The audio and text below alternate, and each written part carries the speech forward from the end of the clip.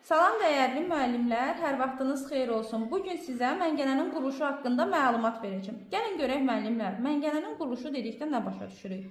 Məngənənin quruluşu onun hissələrindən ibarətdir. Müəllimlər, vint hissəsi, hərəkətsiz dodaq, hərəkətli dodaq, dəstək, link, dayaq çatısı.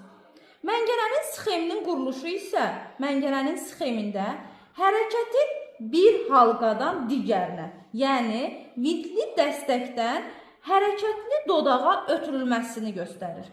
Gəlin baxaq görək quruluşu necədir müəllimlər. Baxın, ilk növbədə məngənəni biz stola bu formada bərkidirik. Bərkitdiyini əmin olduqdan sonra pəstahımızı götürürük, məngənənin dodaqları arasına gətiririk və məngənənin dəstəyini, yəni linki saat əqrəbi istiqamətində fırlayırıq. Saat istiqamətində fırlayanda müəllimlər diqqətli olun, hərəkətsiz dodaq olduğu kimi qalır, dəstəyi fırladanda isə bir halqanın digərinə, yəni hərəkətli dodağın hərəkətsiz dodağa yaxınlaşdığını görürük.